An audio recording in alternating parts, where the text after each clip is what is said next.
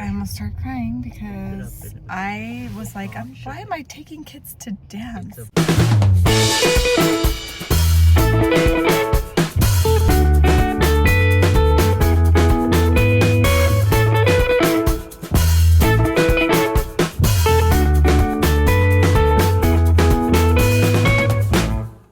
Good morning, welcome to the vlog today.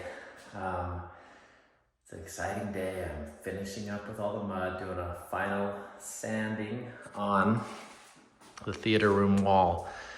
It makes it easier to see the imperfections if I turn off the lights that I have and kind of shine it at an angle, but it's looking really good. So just doing some final sanding here. Okay, it is time to give you guys a full basement update. I looked at the date when I started mudding. It was September 20th, so we're about a month into this. But it turned out really good.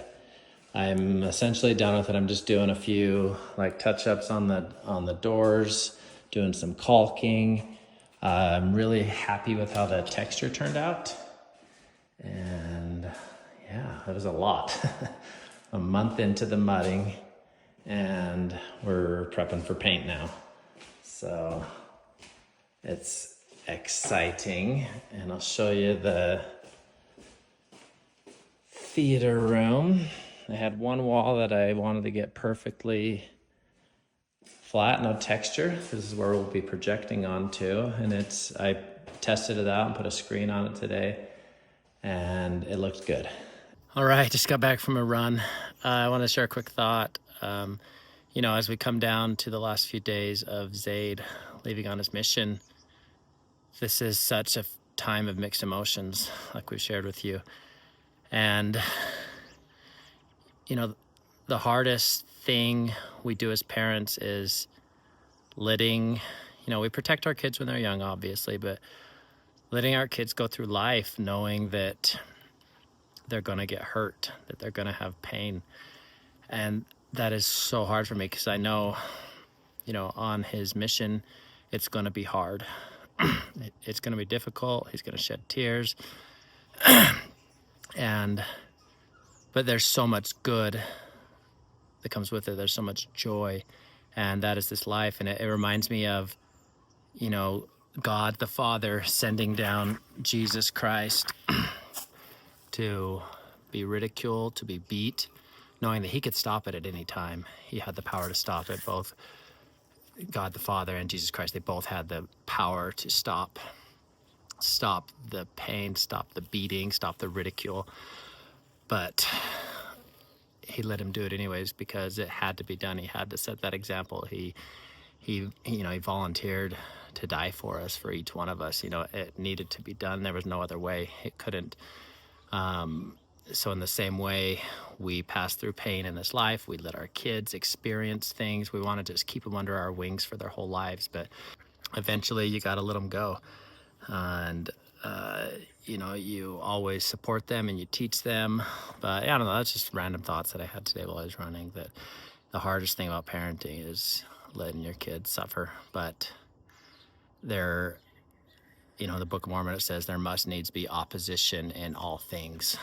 Where, like in the Garden of Eden, Adam and Eve, they were not happy. They did not know joy because they could not feel pain. They hadn't hurt, and they were limited in their progression.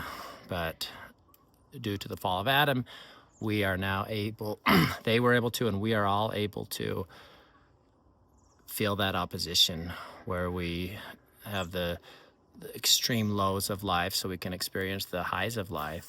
We can feel loss and we can feel love and sadness and joy. So it's a life that was never meant to be easy. It was never meant that we would get through it without any pain. But I am grateful that we have the support, that there's the Savior, Jesus Christ, who has experienced every emotion, everything that we could ever possibly feel. He's been through it, and he can comfort us, and he wants to. He's always there, reaching out, waiting for us to feel his love, and we just have to let him in, let him into our lives, let him into our heart, experience him. So, get back to a little bit of mudding today. Zade's got his P day today. We're gonna take him out to a restaurant that he's been wanting to go to, and he's got some more meetings tonight. So we're a week out from him leaving. Went into the water and went to work. He found the sunken flounder and started pumping it full of air from his tanks. Okay, we're going to the garage grill. Zade's reading Frank some Paw Patrol back there, and this is the only day this week we had time to do this. It's a P day, preparation day, where there's less classes. At Marshall, Washington. So we're off, and I'm excited to see this place. I almost started crying because I was like, why am I taking kids to dance? I want to go to lunch with Zade, so I asked the teachers if I could just skip. We'll see. Well, I haven't gotten a response from him. Well, trying to work out Evie getting to dance still, but Ender's not coming. All right, we made it. Look at this. Look at this. There's a car. Okay, there's the Porsche hanging. Yeah, this is crazy. Let's get our seats. Oh man, look at all this. Is that the Chitty Chitty Bang Bang car? It's up right there.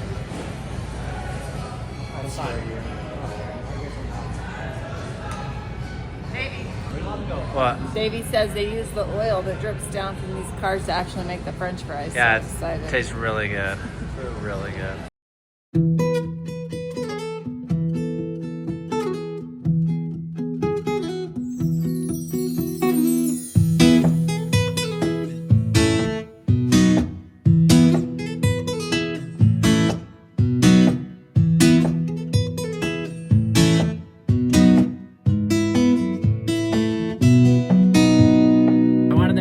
Real quick, I'm gonna get straight to the point. We upgraded our phones to the iPhone 16, and this was the first time I had used USB-C. We had 1 million of these chargers sitting around. We have CarPlay in our cars in 2 different vehicles. In our Toyota Camry, it worked great. Plugged it in, I grabbed a cable we had already had inside our house, and it's USB-A to USB-C. It's this old one to this new one. And in our Ford Transit, it wasn't working, and I thought it was a glitch and maybe things need updated. I updated everything in the car and the phone. Everything was updated and it still wasn't working. And I found out that USB-C cables are not all created equal. Like, look at this. These look the same. They're basically the same cable. You cannot visibly see a difference. This one's even thicker. This one was not working. This one was working, and I found out there's 2 different kinds of cables. One of them will charge your phone, and one of them charges your phone and transfers data through it. So if you upgrade it and iPhone 16 or 15, if it's not working with your CarPlay, change cables, buy a different cable, and I bet it will work. This has been super frustrating. CarPlay not working, switch the cable and try to find one that I had 4 cables. 2 of them worked with the car, 2 didn't. Okay, what's going on here? Oh, nothing, just voting. Do you want to tell me who you didn't vote for? Lucifer. Who the actual crap wrote that in on the ballot? That's literally fantastic. Lucifer. What's that noise? Turn that noise off. Get out of here. Get out of here. Okay, take your barf out of here. Actually, Lucifer, just in case every love is on the presidential ballot. Like, what does that take to do How that? much money did someone spend to put that on there? It's so disgusting. That's nice. Please, if anyone I'm not going to tell you who to vote for, but at least don't vote for him, okay? But get out and vote this year. It's an important election. And we had a fun time today taking Zade to the garage grill, or elder, Orgill. We're starting to prep for mud down there. And hopefully not too long. I mean, prepping for paint. Not starting over the mud. But let's turn this around. Hopefully, yeah, before too long. I keep saying it. Before we know it, they'll be down there. So we're gonna end the vlog now. Thanks for watching. Find good in everything, and we'll see you tomorrow. Bye bye. And action. Hey guys, we're going to ClimaCon and we're going to Disney World.